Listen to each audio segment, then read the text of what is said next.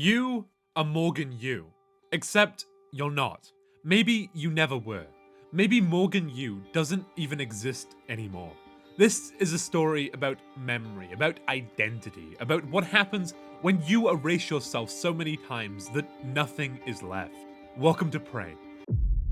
Good morning, Morgan. Today is Monday, March 15th, 2032.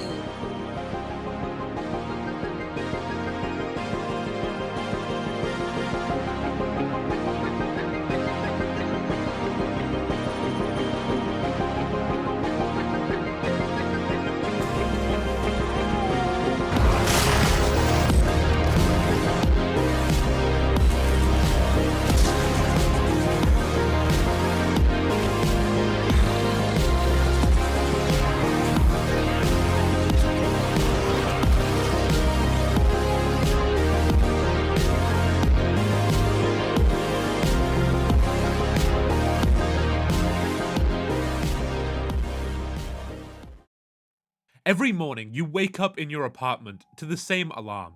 You get dressed, receive a call from your brother Alex, and prepare for your first day at Transtar. The helicopter ride to the testing facility offers a stunning view of the city below. Skyscrapers reaching towards the clouds, sunlight glinting off glass facades, people going about their normal lives. Everything seems perfect. A bright future awaits at one of the most prestigious corporations on Earth. Until a coffee mug transforms into a spider-like creature and kills your examiner right before your eyes. You black out and wake up again. Good morning, Morgan. Today is Monday, March 15th, 2032. Same apartment, same alarm, same routine. But something's different now. The apartment door that should lead to the helicopter pad is missing. The maintenance worker who greeted you yesterday lies dead in the hallway. The emails on your computer have changed. Urgent messages warning you to escape. And when you finally smash the glass of your balcony window with a wrench, you discover the horrifying truth. Your apartment is just a glass box in a laboratory. The city outside, a projection on screens. Your helicopter ride, a simulation. Your memories, a fabrication designed to test you for reasons you don't yet understand. You're not on Earth in 2032. You're on Talos 1, a massive space station orbiting the moon in 2035, and it's been overrun by the Typhon, an alien species that can take the form of any object they encounter. That trash can might be an alien. That chair could be waiting to pounce.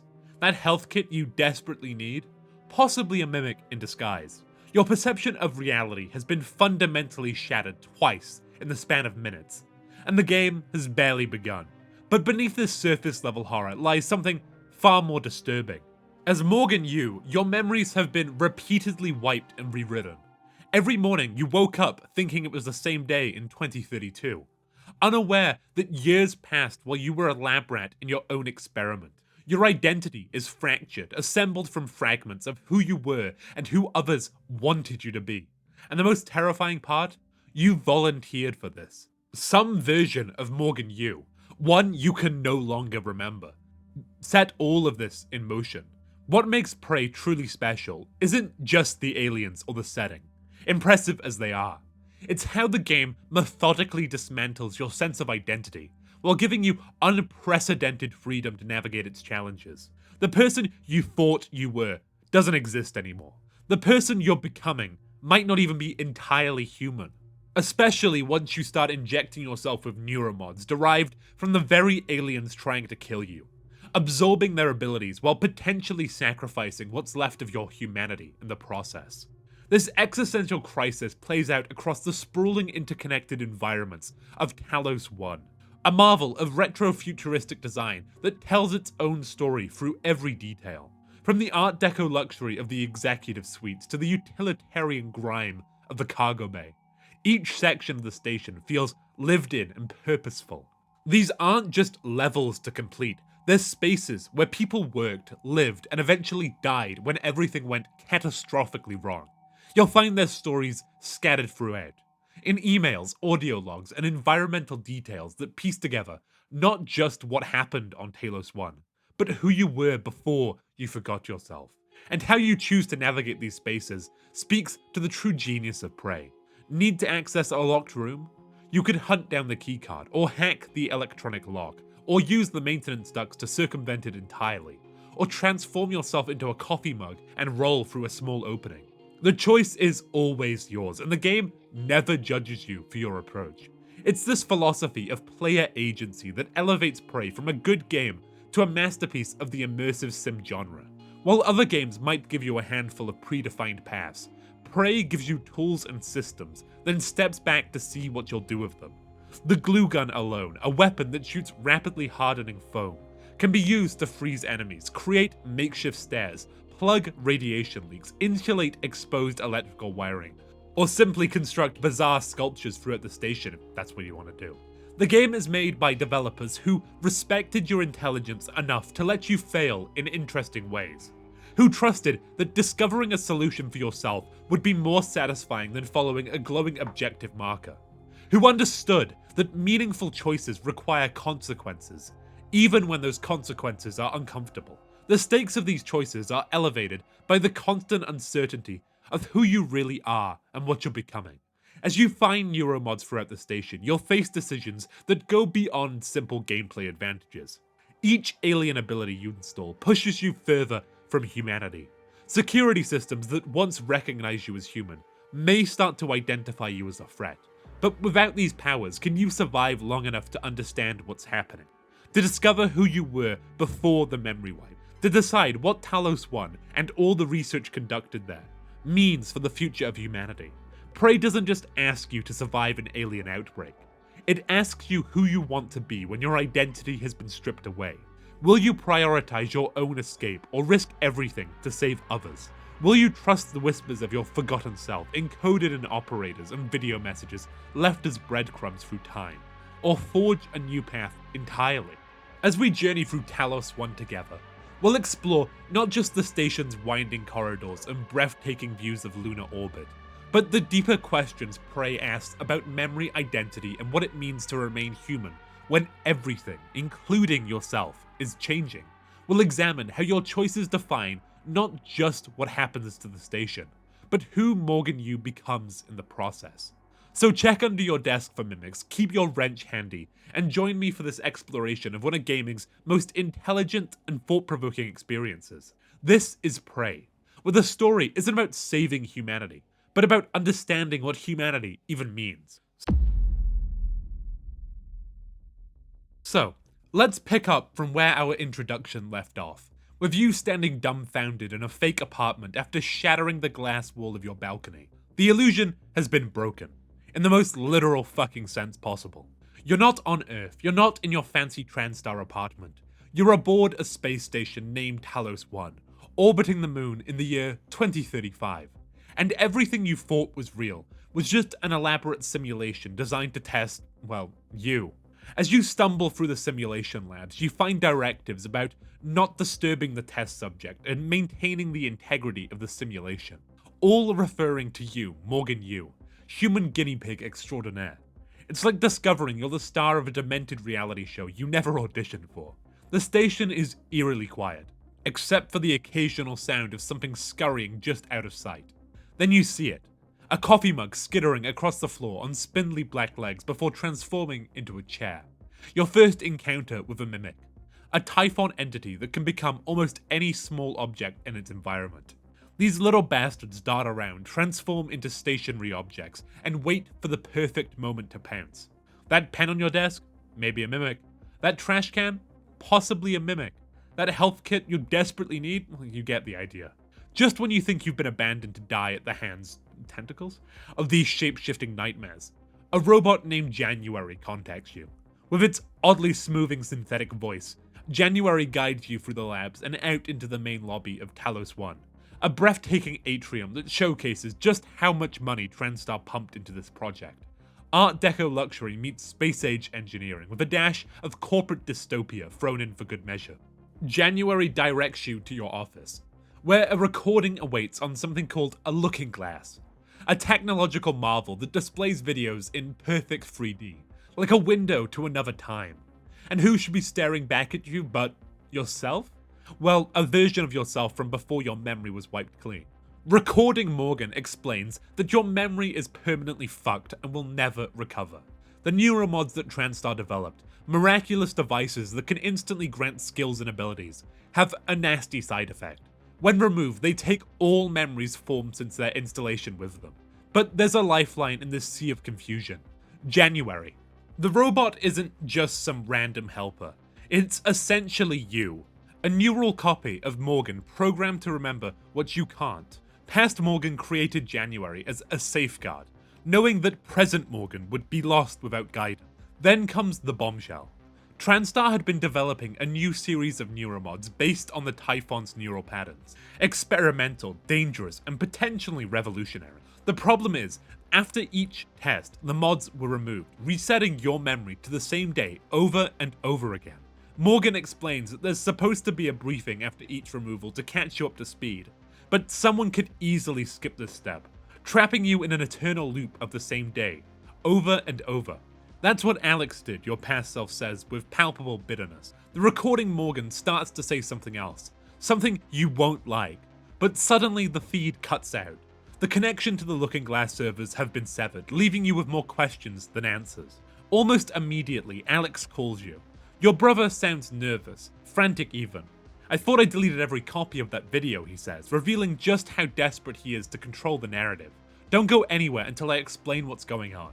Of course, being the contrarian that you are, or at least that I am when playing, we ignore him completely. January suggests we restore the connection to the Looking Glass servers to finish viewing the message. To do that, you need to head to the hardware labs and find Dr. Calvino's workspace. Getting there isn't exactly a cakewalk. The station is overrun with mimics and phantoms, a more advanced form of Typhon that seems to have hijacked human hosts, creating shadowy humanoid figures that teleport around and blast you with psychic energy. There are also corrupted operators, robots that the Typhon have infected, turning them from helpful assistants to floating death machines. Inside the hardware labs, you find and install a propulsion system for your suit, allowing you to navigate the zero-gravity sections of Talos 1. This comes in handy when you discover Dr. Calvino himself, floating lifelessly in the vacuum of space outside a window in the lab. A grim reminder of what happens when Typhon containment fails. After fighting through Calvino's lab and restoring the connection to the Looking Glass servers, you hurry back to your office to finish watching your own message. What you hear next changes everything. We have to destroy Talos 1, your recorded self says with conviction. All of it, including us. Past Morgan explains that the Typhon represent an existential threat to all life on Earth. If even a single cell makes it back to our planet, humanity is doomed. And Alex, your brother, the CEO of TranStar, will do everything in his power to stop the station's destruction. He's allergic to failure, as Recording Morgan puts it. Too invested in his research to let it all go up in flames. The plan? Activate the station's self-destruct sequence, which requires 2 arming keys. One that Morgan should possess, and another held by Alex. Unfortunately, Alex destroyed your key, anticipating your potential change of heart. But Past Morgan was clever.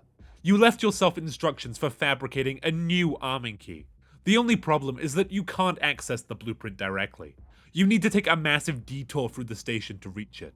And this brings us to our first major destination, Psychotronics, the heart of Talos 1's Typhon research program, and a place where the line between science and nightmare has been thoroughly obliterated. Welcome to Psychotronics, where ethical boundaries go to die, and corporate-sanctioned atrocities come to thrive. This is where the full folly of you and your brother's research comes into frame for the first time. Laid bare in all its horrifying glory, Psychotronics is essentially TranStar's personal torture chamber, disguised as a research facility.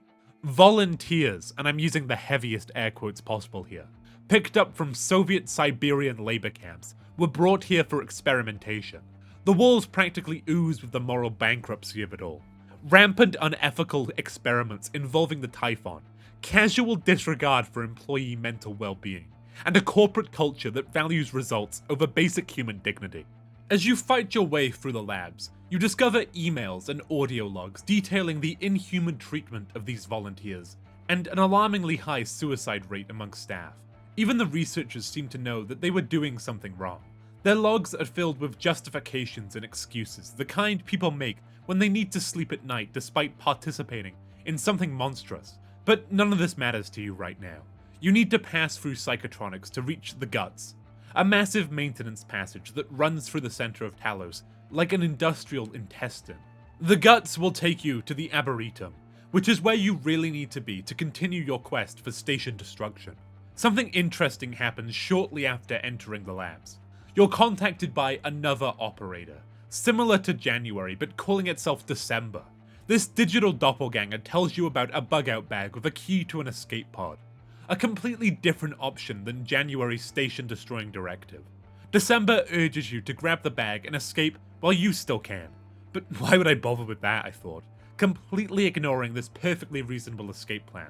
After all, what's more appealing? Leaving a Typhon-infested space station safely, or blowing the whole thing to Kingdom Come? Obviously the latter.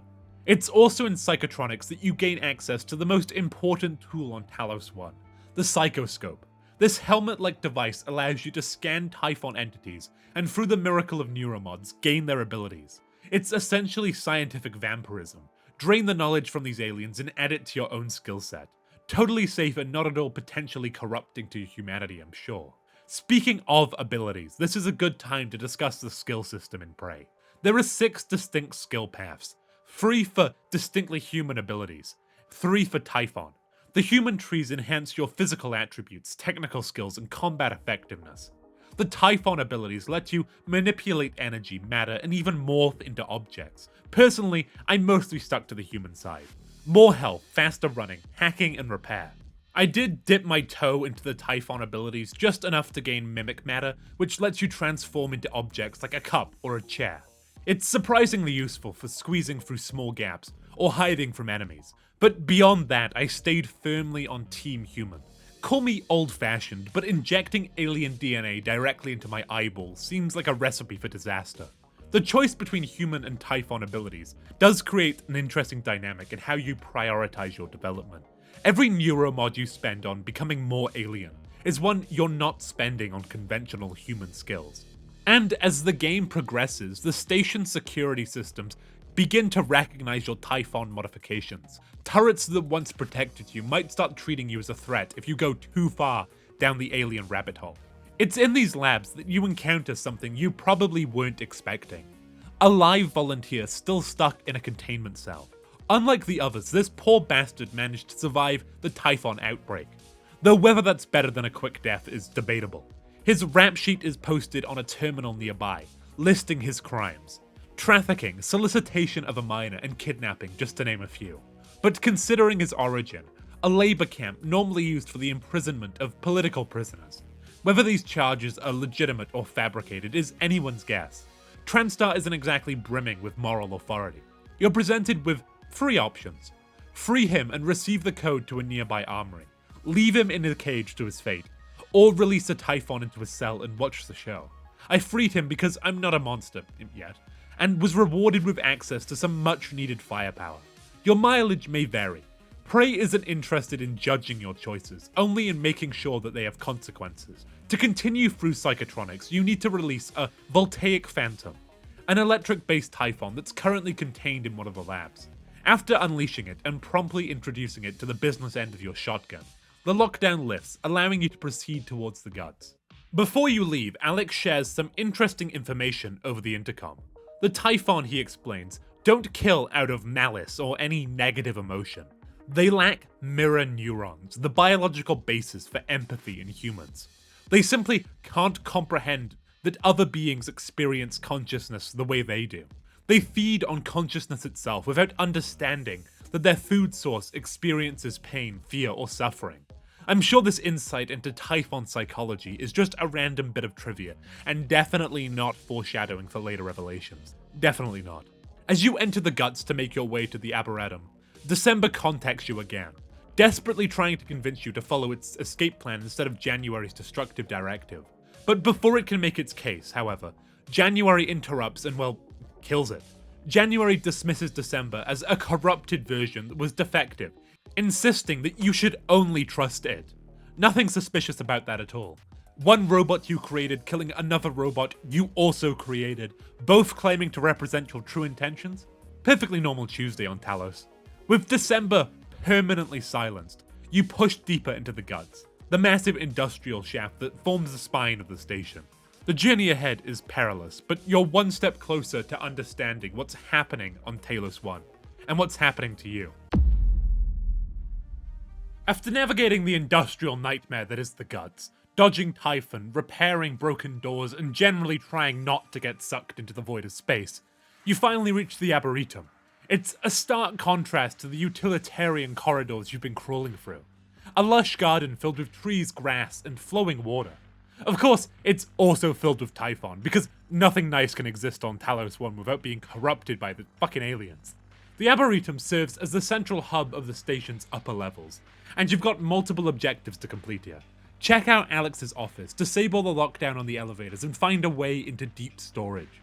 You know, just a casual to-do list while being hunted by shape-shifting aliens. First up is the elevator lockdown. The culprit? A massive Typhon entity called a technopath. Basically a floating mass of black tentacles that can control technology. Think of it as a paranormal IT department from hell.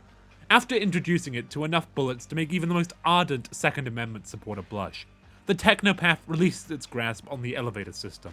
Now you have access to all floors. The Aboretum, the lobby, and life support. The station is your playground. Your very dangerous, alien-infested playground. Next, you set your sights on Alex's office. Your brother, ever helpful, calls to deliver some brotherly exposition while you systematically rob him blind. You gain access through creative use of jumping and the glue gun, creating makeshift staircases with hardening foam. We manage to access the office.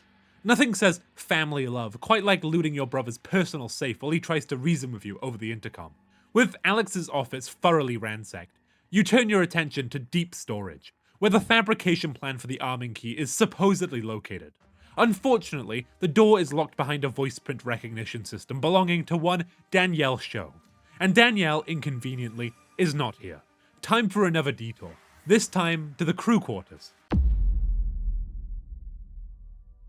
The crew quarters is exactly what it sounds like, where the employees of Talos 1 lived, slept, and attempted to maintain some semblance of a normal life, while conducting ethically dubious experiments on aliens and humans.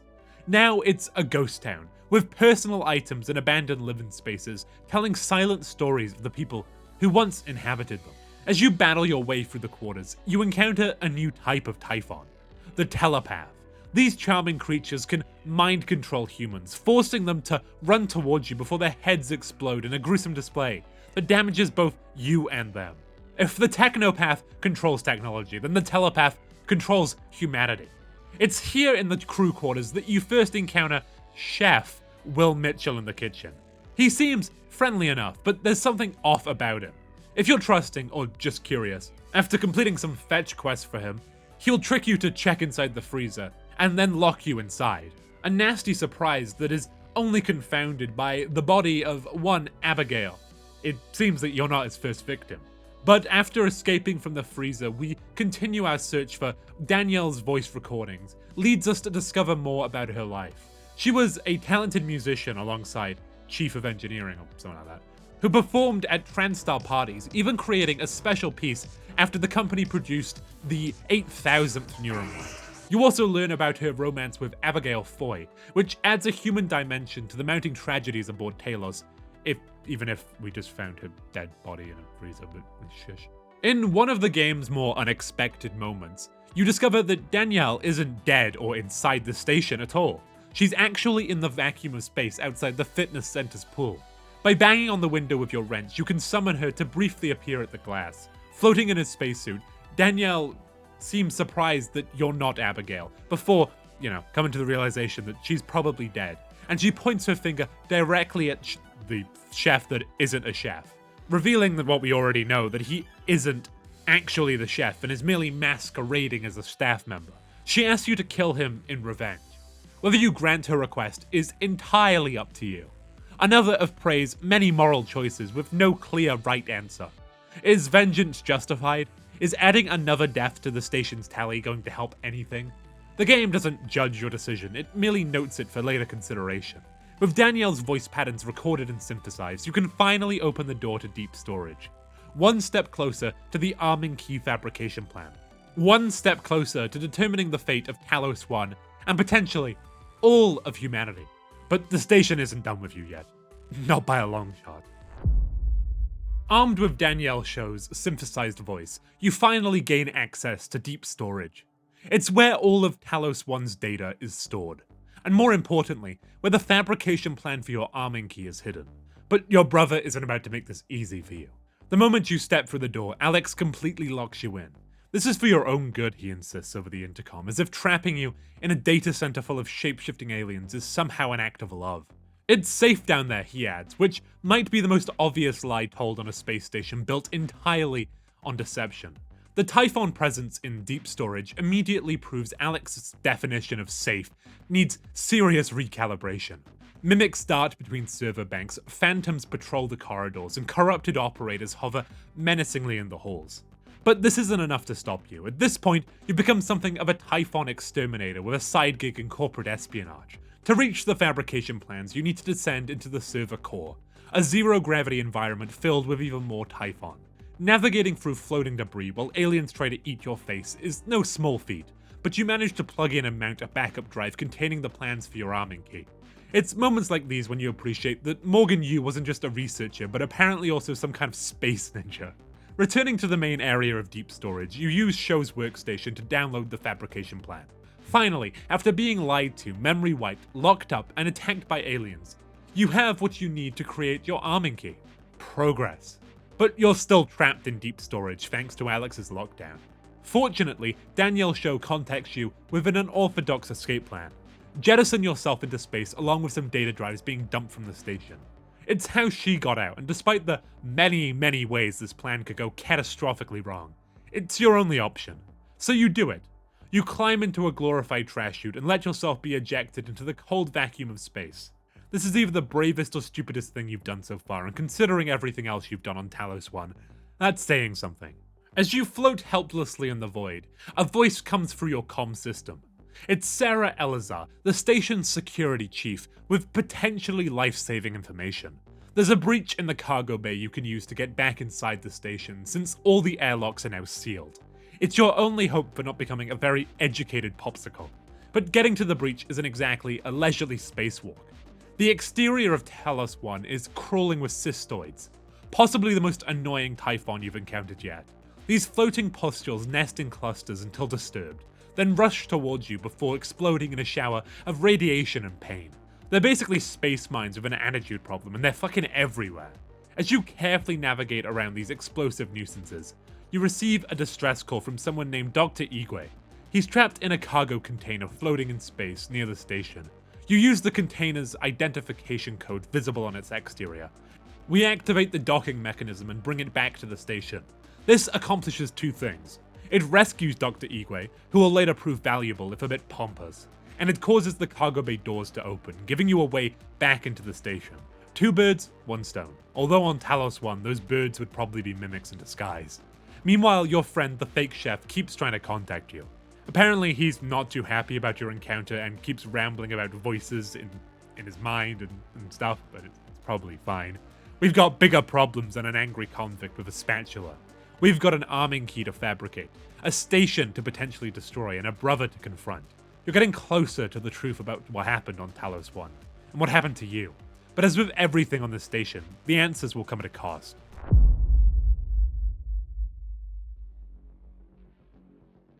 As we enter the cargo bay, still a bit wobbly from our impromptu spacewalk, you're greeted by a survivor who informs you that they can't open the main doors to their refuge. The Typhon presence is too overwhelming, but if you can reach the catwalk he stands on above, you can get in that way. Nothing on Talos 1 is ever simple, is it? However, we do manage to reach the catwalk pretty easily, and enter what has become the last stronghold of human resistance left on the space station.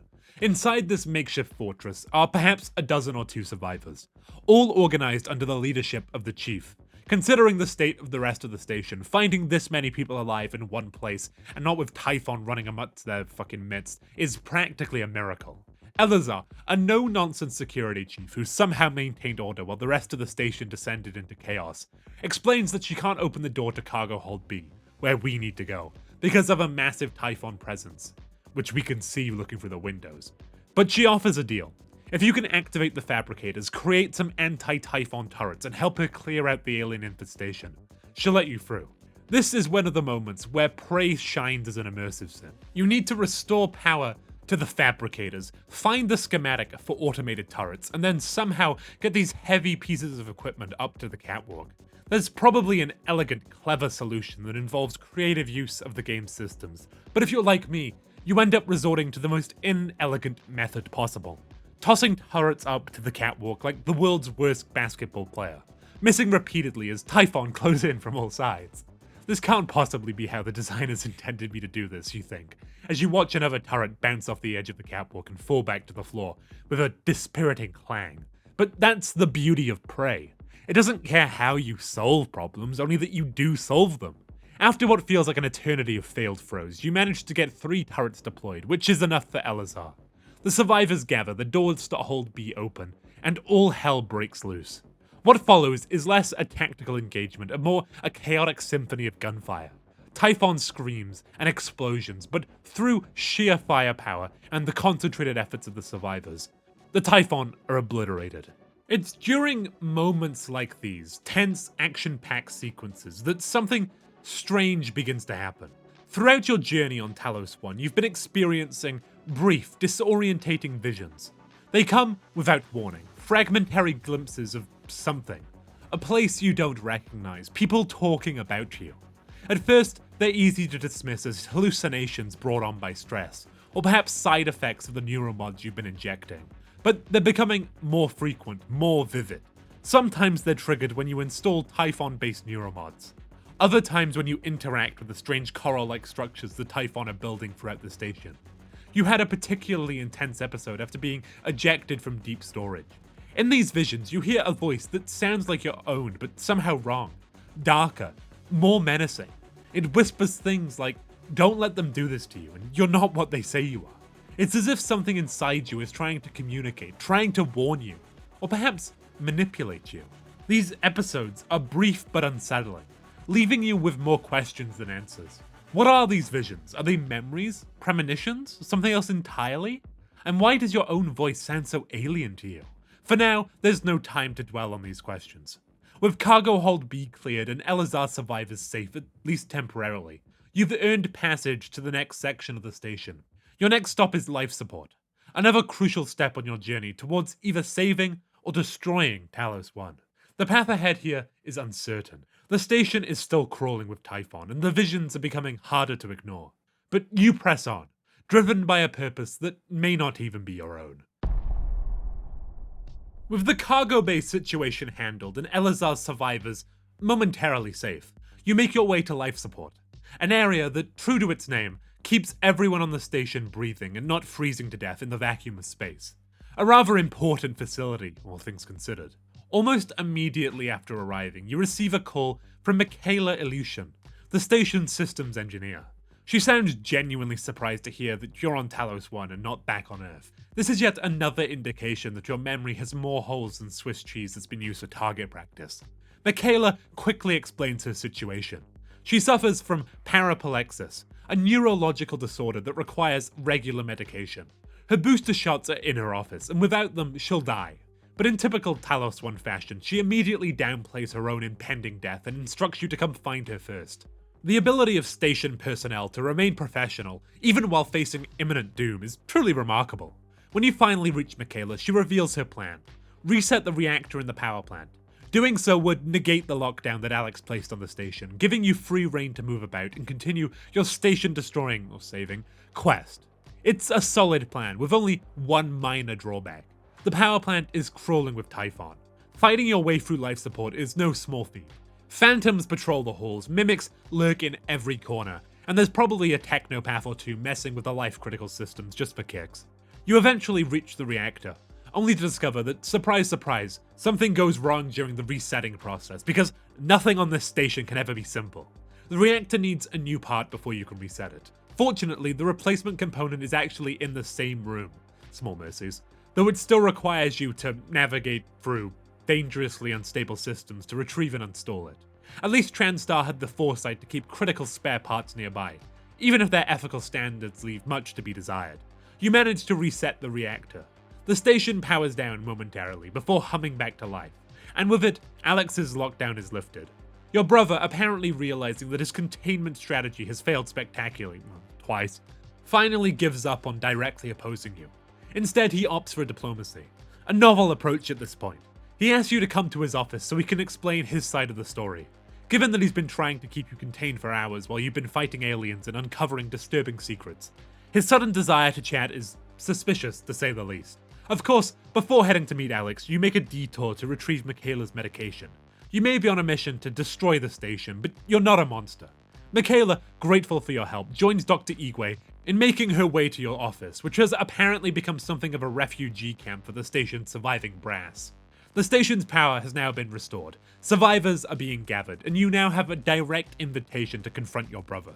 Things are coming to a head, and the truth about your situation, and the fate of Talos 1, is within reach. But as you make your way to Alex's office, those unsettling visions continue to plague you. The voice that sounds like yours but isn't grows more insistent, more threatening. They're lying to you, it whispers. Kill them all. Something is very wrong with Morgan Yu. You're about to find out just how wrong. Or are you? With the power restored and Alex's lockdown neutralized, you make your way back to the Aboretum and his office. Your brother has finally stopped trying to contain you and instead appears ready to talk. It's amazing how cooperative people become when all their plans to stop you have systematically failed. Alex gives you the password to his personal computer, a gesture of trust that would be touching if it weren't coming from someone who's been lying to you since the moment you woke up in a fake apartment. On his PC, you find another recording, but this one is different from the dire warning left by your past self. The video shows both Alex and Morgan together, and it appears to be intended as a memory refresher for you after neuromod removal. The Morgan in this recording is strikingly different from the one who warned you to destroy the station. This version is optimistic, enthusiastic even, about the discovery of neuromods and the research being conducted on Talos 1. The recording explains that the coral-like substance the Typhon have been creating throughout the station isn't just random alien architecture. It's a sophisticated neural network they use for communication. More importantly, you and Alex had apparently been working on a device called a null wave transmitter, capable of emitting a specific frequency that can destroy all Typhon on the station while preserving the valuable research. This presents a clear alternative to January's destruction plan. Instead of blowing the station to smithereens, you could use the null wave to eliminate the Typhon threat while keeping Talos 1 intact. It's a solution that would save lives and preserve years of scientific advancement. Alex asks you to install an upgrade to your psychoscope that will allow you to scan the coral, just to verify that this approach is viable. The stark contrast between this collaborative, solution-orientated Morgan and the one who recorded the message in your office is jarring. Were these truly the same people? How could your intentions have changed so dramatically? Or has Alex manipulated this recording to sway you toward his preferred outcome? You don't have time to fully process these questions because there's work to do. The coral growths spread throughout the station, transforming areas that were once sterile and clinical into alien landscapes pulsing with otherworldly life. Using your newly upgraded psychoscope, you venture outside the station to scan two specific coral formations. The scan data is fascinating and disturbing in equal measure. The coral isn't just a communication network. It appears to be constructing something, though its purpose remains unclear. You return to Alex's office to upload the data, hoping for answers. But before the upload can complete, the system is interrupted. A new voice comes over the station's communication system. Walther Dahl, a security contractor sent by the TranStar board of directors, including your parents, to get Talos under control. Dahl announces that military operators will be deployed to rescue all remaining staff. But the thinly veiled threat in his voice makes it clear that this is a euphemism. These aren't rescuers, they're cleaners, sent to eliminate witnesses and cover up the catastrophe that's unfolded on Talos 1. As if on cue, militarized security operators begin flooding into the station. Unlike the helpful service robots you've encountered so far, these are armed to the teeth and programmed to terminate with extreme prejudice, both Typhon and human alike, guided by Dahl's cold directives. This new threat forces you to divert from your primary objective. You need access to the station's systems to either deploy the null wave transmitter or activate the self-destruct sequence. But with Dahl in control of the network, that's impossible. Before you can determine the fate of Talos 1, you'll need to deal with the corporate cleanup crew. The stakes have risen yet again. It's no longer just about the Typhon threat or your own fractured identity. Now there's a ticking clock in the form of Dahl's kill squad, methodically working its way through the station's survivors. The people you've saved, like Michaela and Dr. Igwe, are now in imminent danger from this new threat. And all the while, those disturbing visions continue to intensify. The alien voice in your head grows more insistent, more demanding, with a hunger that feels increasingly difficult to distinguish from your own thoughts.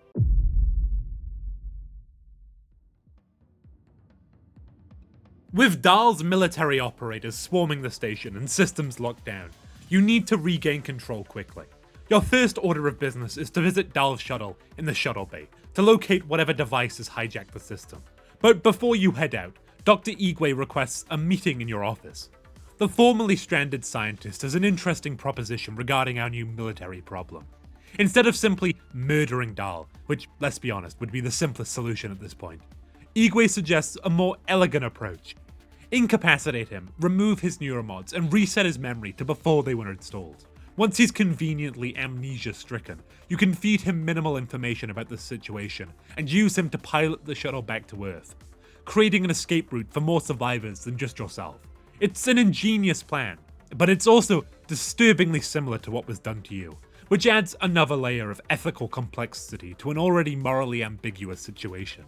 But you file this plan away as you make your way to the shuttle bay. The journey is predictably hazardous. Military operators are everywhere, and unlike their civilian counterparts, these robots are reinforced and equipped with lasers powerful enough to melt through your suit. They're relentless, methodical, and utterly indifferent to your explanations or pleas. By this point in your journey, however, you become something of a master at navigating Talos 1's obstacles. With your fully upgraded sprint speed and jump height, because who needs combat skills when you can just run away like a caffeinated cheetah, you avoid most confrontations entirely. The station has become your playground, and you move through it with a fluid grace that would make a parkour enthusiast weep with envy. You reach the shuttle bay, and using an unorthodox combination of glue foam platforms and precisely timed jumps, board Dahl's shuttle without bothering with anything as conventional as using the door. Inside, you download the location of Dahl's operator, the robot that's hijacked the station's systems. It's somewhere on the exterior of the station, which means another spacewalk. But just as you exit into the void, a transmission cuts through the static of your suit's radio. It's Dahl, and he's in life support. He's modified the oxygen-nitrogen mix in the cargo bay, causing the survivors holed up there, including Elazar and her crew, to slowly suffocate. They'll die unless you abandon your current objective and face him directly. It's a classic villain move, forcing you to choose between your mission and innocent lives. Of course, you drop everything and rush to life support. Dahl has fortified his position with military operators, making a direct assault almost suicidal. But you're not playing by conventional rules anymore. Using your superior speed and what can only be described as a massive brain galaxy brain, you devise a strategy. Clear a blockage in the life support fans and trigger the decontamination protocol. This will cause oxygen to be sucked out of the room. Not a problem for you in your space-worthy suit, but a serious issue for the suitless Dahl. You execute this plan flawlessly, if we generously ignore that one attempt where you were turned into a fine red mist by the fan blades. Watching with satisfaction as Dahl gasps for air and eventually loses consciousness. He's not dead, just incapacitated, exactly as Igwe suggested. With Dahl neutralized, you leave him to Igwe, who takes him to the simulation lab, where your journey began. It's a poetic bit of circularity, bringing a victim to the same place where you woke up as one. You meet them there, and together, you remove Dahl's neuromods. When he regains consciousness, he's confused, but ultimately cooperative. He agrees to help save the survivors, not wanting to upset your parents, who are, after all, his employers. The irony isn't lost on you. You're subjecting Dahl to precisely the same treatment that left you confused and manipulated at the start of all of this. But there's no time for ethical debates when the fate of the station hangs in the balance. With the Dahl situation resolved and station systems back under your control, you can finally return to Alex and decide the fate of Talos 1. You make your way to the exterior of his office, where a small hatch opens to reveal a button. A portion of the wall slides away, revealing a secret safe room where your brother has been hiding. He emerges, finally ready for a face-to-face conversation. Alex speaks earnestly, insisting that he still believes his sibling is inside us, somewhere, that you can still make history together. He confirms what your scans revealed. The coral is broadcasting a message, but he poses a question that sends chills down your spine. Who the hell is listening to it? The implications hang in the air as he presents you with both options as promised. The plans for a null wave transmitter that will destroy all Typhon life, while preserving the station, and the arming key for the self-destruct sequence. The choice he originally tried to deny you is now literally in your hands. But as Alex reaches towards you, something catastrophic happens. His expression shifts from determination to shock, as a massive black cloud engulfs the facility.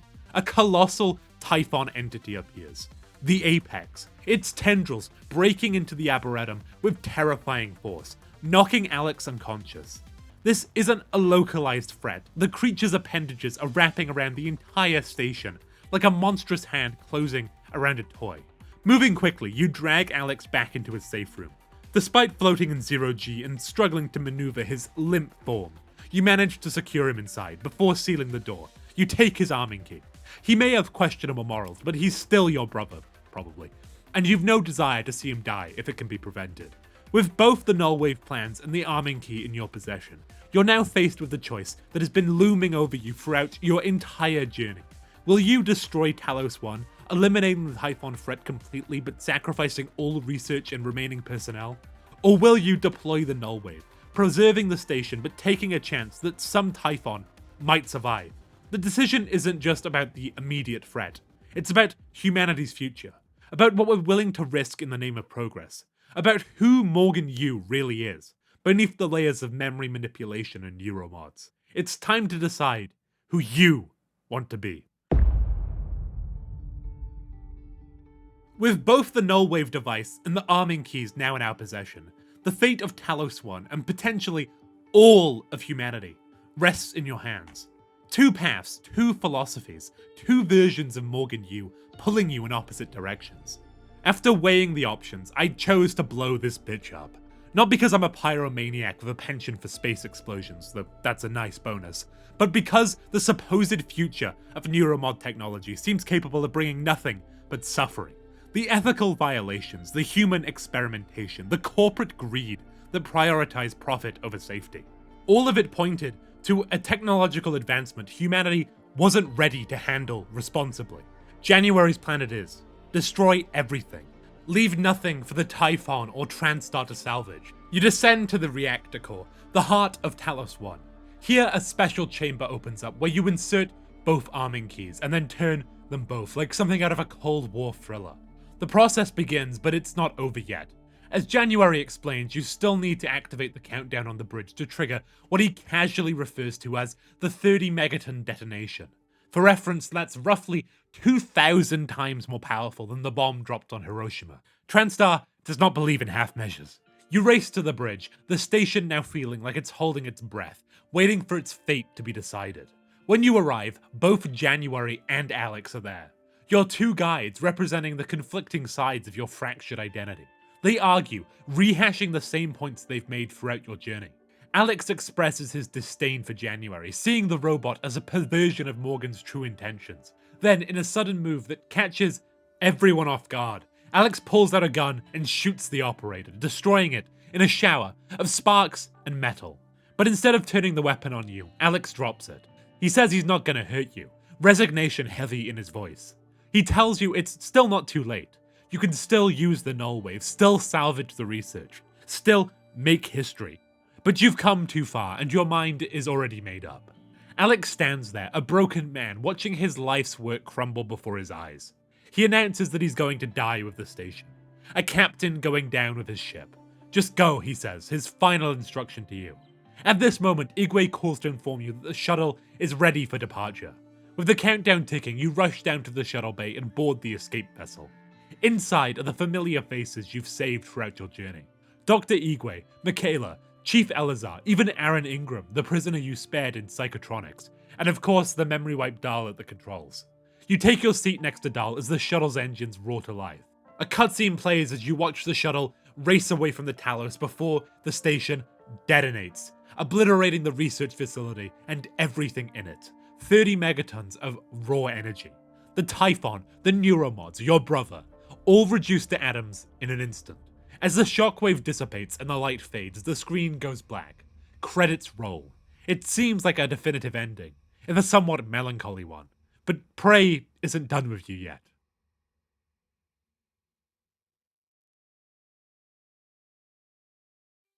After the credits, you wake up in an unfamiliar room. Sleek, modern, clinical. For a moment, you might think you're back in the simulation from the start of the game. But this is different. This feels real. You find yourself seated in a chair, facing what appears to be a panel of operators. But these screens seem to have been modified, customized with the personalities of people we recognize. Dr. Igwe, Michaela, Elazar, and Danielle Sho. Standing beside them is Alex Yu, very much alive despite the station's destruction. But how? Wasn't he on Talos 1 when it exploded? It's finished, Alex says, studying you carefully. How did it do? Not how did you do, or even how did they do. How did it do? Alex isn't talking to you, he's talking about you, addressing the operators as if you're a specimen under observation. Alex and the operators begin to recount your actions throughout your time on Talos 1. They note how you saved Igwe from the cargo container, spared Dahl's life, retrieved Michaela's medication, protected Elazar's crew in the cargo hold, and even found the time to find Danielle Sho drifting outside the station. They observe that you primarily targeted Typhon and avoided killing humans whenever possible, right up to your decision to destroy the station rather than risk the Typhon spreading. Then Alex gestures to a bank of monitors behind you. They display a view of San Francisco, the same cityscape you saw from your apartment window at the start of the game. Except now, the city is completely corrupted, overrun with the same coral-like growths you saw spreading throughout Talos 1. The Typhon didn't just reach Earth, they conquered it. These operators aren't just customizations, they're all that remains of these people. The real Igwe, Michaela, Elazar, and Sho are presumably dead, their personalities preserved only in these machines. Alex explains how they tried repeatedly to put the Typhon's abilities into humans, but that they had never stopped to consider to put human thoughts and feelings into the Typhon. The truth slams into you like a physical force. You are not Morgan Yu. You never were. You're a Typhon organism that's been injected with human cells. Specifically, Morgan cells. The entire game you just played through was a simulation designed to test whether a Typhon could develop empathy, could understand and value human life despite its inherently predatory nature. Morgan Yu is long dead. The real Talos 1 fell years ago. What you experienced was a reconstruction based on Morgan's memories, designed to see if a Typhon could be taught to think, feel, and act like a human. Alex stretches his hand towards you, an offering of partnership. The only way to save humanity is for these two species to understand each other. The choice he presents is monumental. Accept his hand and potentially usher in a new era of human-Typhon cooperation. Or kill them all. The visions that have been plaguing you throughout the game suddenly make horrifying sense. They weren't glitches or hallucinations. They were glimpses of your true nature breaking through the simulation. The voices whispering kill them all wasn't some corrupted fragment of Morgan. It was your own Typhon instincts fighting against the imposed humanity. You could give in to those instincts now. Shed this mortal disguise, embrace what you truly are. Take revenge on the humans who imprisoned you, who manipulated and tortured you for their own gain, who inflicted suffering on their own kind just to further themselves. But despite everything, despite the lies, the manipulation, the revelation that your entire identity is essentially fictional, I chose to take Alex's hand. To believe in the power of empathy in a world ravaged by malice. To believe that the connection bridge between not just different species, but entirely different forms of being, could offer hope in the midst of devastation. As your hand, a hand that could at any moment transform back into the writhing black tentacles of a Typhon, clasps Alex's human one.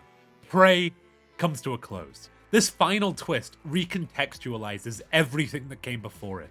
Every choice you made wasn't just about saving or damning Talos 1. It was a test of whether something inherently alien could learn to value human life, whether empathy could be taught, or if it's an intrinsic quality that can't be fabricated. Prey isn't just a game about identity, though that's certainly a major theme. It's about the very nature of humanity itself. What makes us human? Is it our biology, our memories, our capacity for empathy? If a being that is fundamentally not human can learn to think and feel like one, does that not make it human in the ways that truly matter? In the end, Prey suggests that our humanity isn't defined by our physiology or our history, but by our choices, by our capacity to see ourselves in others, to value life different from our own, to choose cooperation over destruction even when our instincts push us towards the ladder. It's a profound statement wrapped in the guise of a sci-fi thriller. And it's why, despite its marketing troubles and commercial underperformance, Prey remains one of the most thoughtful and provocative games of its generation.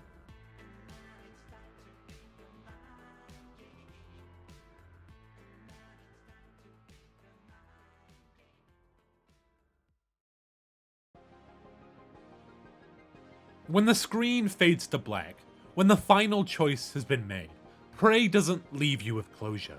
It leaves you with doubt. Doubt about what was real. Doubt about who you are.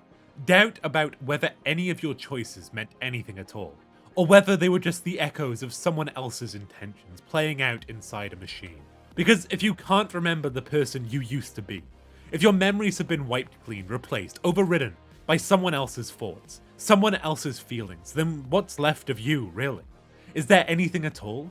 Or are you just playing the role of a person who no longer exists? At first glance, Prey looks like a story about Morgan Yu. But the deeper you go, the more that name starts to feel like a mask. An empty shape you were forced to wear. Morgan is dead before the game even begins. And all you're left with is the wreckage of their choices. But Prey doesn't stop there. It doesn't just strip you of your past. It doesn't just hollow out your identity and leave you there empty. It asks something worse. If your past is gone, if your history has been stolen from you, can you still become someone anyway? That's the terror at the center of Prey. Not the Typhon, not the mimics hiding in coffee cups or the phantoms stalking the halls. The horror is in the question. What happens when the only version of you that exists is the one someone else designed? When your brother rewrote your memories to keep you under control? When your employers commodified your mind, erased it, sold it as product? When even your past self, the earlier version of you, was complicit? A willing participant in your own destruction? It's one thing to be the victim of cruelty, it's another to know that at some point you agreed to it. That's why Prey doesn't give you a clean slate. It gives you debris, fragments, contradictions, competing messages from the person you used to be. One Morgan who told you to burn it all down.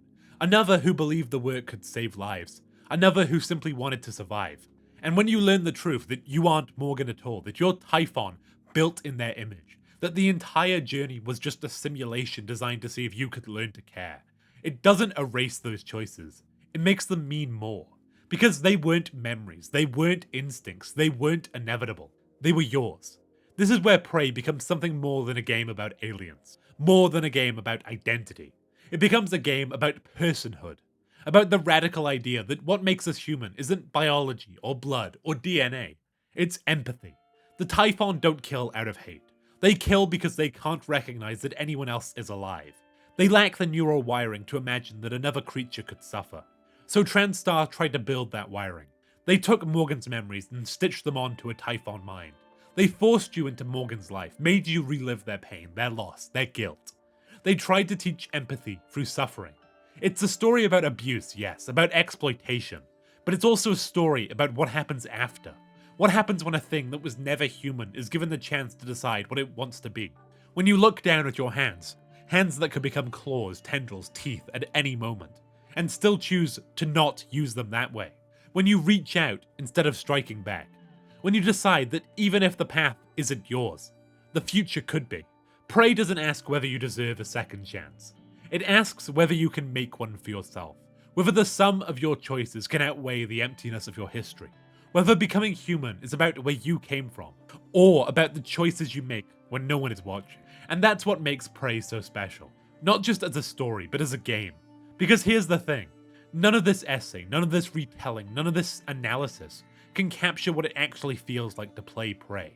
The brilliance of this game isn't just in its writing, it's in how these ideas are embedded into the gameplay itself, in the freedom it gives you, in the systems that interact in ways even the developers couldn't always predict, in the way Prey doesn't just tell you who you are, it asks you to figure that out for yourself, through the choices you make and the problems you solve. The magic of Prey is in that moment when you're the one standing there, wrench in hand, mimics lurking just out of sight, staring down a locked door and wondering, how do I want to handle this? It's a game that respects your intelligence, a game that trusts you enough to let you fail, and then lets you find your own way through.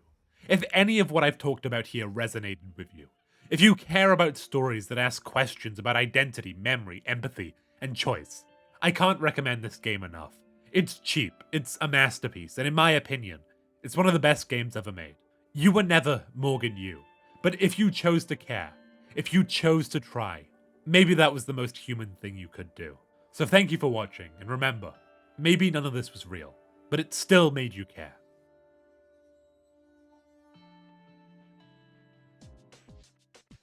Oh, okay, well, thank you so much for watching.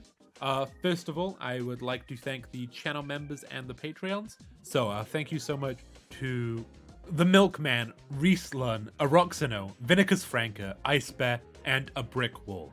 Honestly, the support means the most. If you want your name read out at the end like this, then go check out either the Patreon in the description or join the channel as a member, either or. You can join at any tier, and I'll read it out for now until, like, I don't know how many it's going to be. But yeah, if you did enjoy, you made it this far, you might as well like and subscribe. And do make sure to check this game out. I got the game, the DLC, well, both the DLCs, for like £6 something. Genuinely more than worth it. It's an incredible game.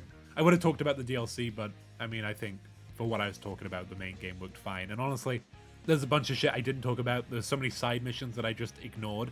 So if you did enjoy this video, and if this sounds like something interesting, please go check it out. I'll leave a link in the description. It's such a good game. I don't think I did anywhere came close to doing it justice. But yeah, check out my socials down below if you want to, check out my socials. It's up to you, really. I don't really mind. But yeah, let me know down below if there's any other games you'd like me to cover. And oh yeah, also thank you so much for the response to the Trepang video. That was actually like absurd. I had no idea it was going to do so good. Best performing video ever. It's crazy. Obviously, I doubt this video will do that good, but who knows? But anyway, yes. With that, thank you so much for watching, and I'll see you in the next one. Bye-bye.